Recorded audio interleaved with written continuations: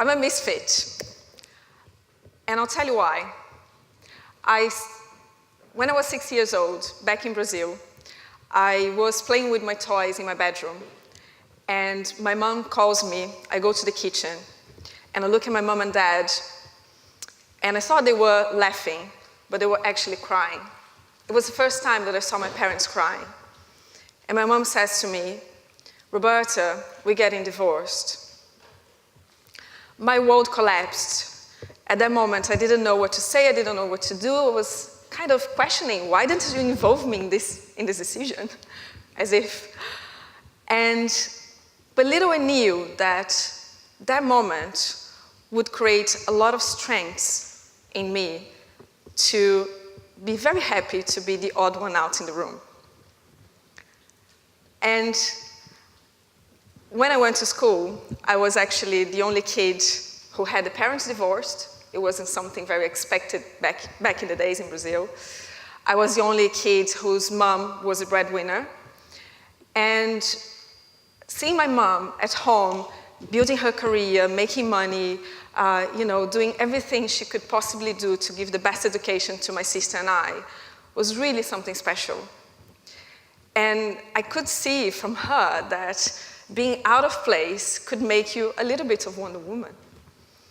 And in school, I just decided to be original. I just decided to embrace what was happening in my life.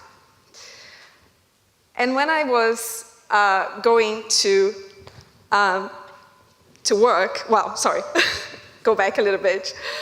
When I was a teenager, actually, I used to have a lot of friends who went to the beach every day. That's what you do when you live in Rio. You go to the beach every day.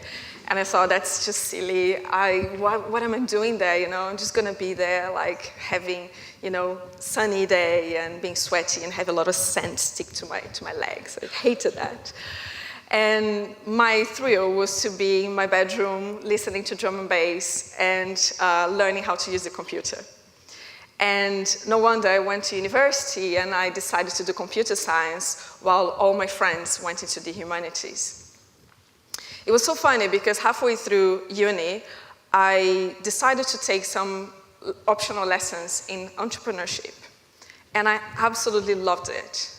I said, okay, I might not want to code the rest of my life, but I actually want to use that knowledge to create a cool company to create the future.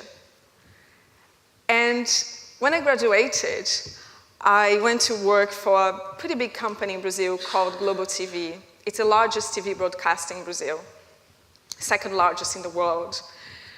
And I thought TV was a little bit dull, but it was great because I didn't do the jobs that TV people used to do, and my bosses loved me because of my misfit kind of attitude, and my peers hated me because I was a disruptor. But it's fine, I embraced my originality, I was fine with that. And so at that time, Big Brother was pretty big there, right? It was like smashing the audience the audience ratings. And I decided to design some interactive ways to consume TV. And my mission was to create SMS, text message kind of voting systems, and SMS chat, SMS quiz, all sorts of crazy products, digital products that were totally, nobody knew if it would work or not. And nobody knew if it would make money or not, but we did it anyway, me and my colleagues. And to my surprise, after the first Big Brother that we implemented all of those digital products, the whole SMS usage in Brazil grew by 1,700%. That was insane. I was like, wow, how did it happen? It did, right? So it was just unbelievable. And then after 3 years, I wasn't the misfit anymore. Everything was the norm. We did it again and again and again because, let's make money. And I got bored. I said, oh gosh, I'm gonna do that again. So I was very ready to try to do something bigger. And what I did was to decide to cross the Atlantic Ocean and move to the UK. And then I got here, and I was a pretty weirdo Brazilian who didn't like going to the beach, didn't like samba, and hated football. It was tough. Stereotypes, right? Speaking of stereotypes. So I went to work at Vertu, which is a maker of luxury mobile phones, used to be part of Nokia. And my mission at Vertu was to create some new digital products for them that would change the way that people perceived how a mobile phone that costs £5,000 is, you know, it's very valuable. And yes, it was fun, it was different. But yeah, it wasn't changing the world with that. So in 2010, a new bus stopped in front of me, and I jumped in. And that was the opportunity to be a misfit again, to create something original from scratch in an industry that I didn't belong to, the games industry. And the games industry is combined, is bigger than film and music combined. So it was really big opportunity to create something very impactful to the world. And I embraced that completely. And nowadays, fast forwarding, it's been 60 years, and Boss Studio is 45 people based in London. And we created some really successful games out there. We make millions in revenues per year. We won a BAFTA award for one of our games. That was unbelievable.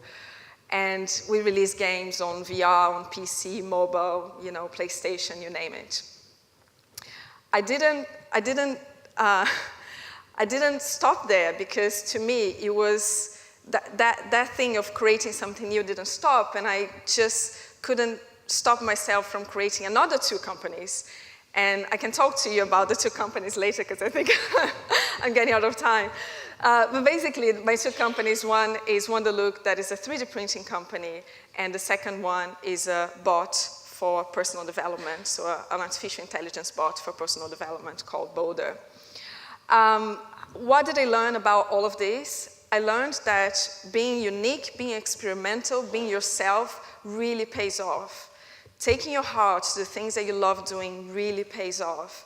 And removing all those constraints that people in society put on you is what makes you yourself.